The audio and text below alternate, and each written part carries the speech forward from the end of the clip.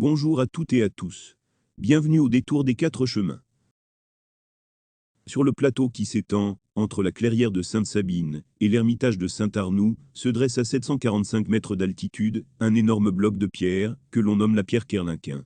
La présence de cette pierre isolée à cet endroit, où il n'y avait autrefois que prés et champs, a intrigué.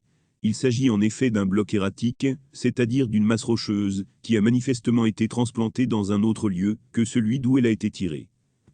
Quelle a donc été cette force colossale qui a permis de déplacer une telle pierre? L'hypothèse la plus vraisemblable est que la force capable de soulever une telle masse est celle des glaciers qui autrefois recouvraient totalement cette montagne. La pierre Kerlinquin est un énorme bloc de grès rouge, d'une hauteur de presque 5 mètres, et qui mesure à sa base environ 8 mètres de longueur et de 1 à 1,50 m de largeur.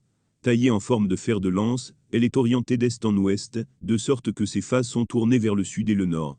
Son poids était estimé à environ 132 tonnes. La pierre Kerlinquin paraît avoir été arrachée à une falaise de grès, telle qu'on en voit actuellement au banc de la Mousse, et sur la ligne de crête, jusqu'au col du Singe.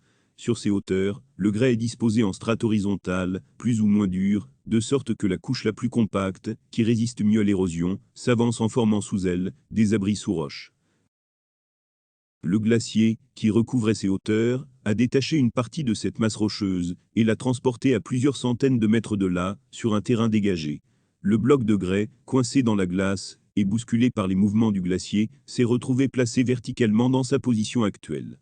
Peu à peu la glace a fondu, laissant le bloc de pierre fiché verticalement en terre. Les strates de la pierre Kerlinquin sont en effet verticales, ce qui démontre que le bloc a été dressé, puisque la position naturelle des couches sédimentaires est horizontale. S'il est donc peu probable que cette pierre ait été dressée par la main de l'homme, il est par contre possible que des cérémonies religieuses se soient déroulées sur ce site. Il a été en effet relevé sur le sommet de ces pierres des cupules et des rigoles, certaines d'origine naturelle, puisqu'elles suivent les strates de la pierre, mais d'autres semblent taillées par la main de l'homme. De plus, le caractère isolé de ce monolithe n'a pu qu'attirer l'attention des peuples primitifs.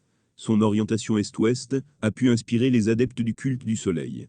Son nom enfin, qui paraît d'origine celtique, laisse supposer qu'il fut dans les temps reculés, un objet de culte. Mais il faut bien convenir qu'aucun témoignage ne vient confirmer ces extrapolations. Le terme Caire semble incontestablement d'origine celtique, puisqu'il désigne en Bretagne le village et la maison. Il peut également signifier une enceinte sacrée. La pierre Kerlinquin garde donc son mystère. Elle a probablement été amenée à cet endroit par les glaciers. Mais de l'origine de son nom, nous ne savons rien de certain.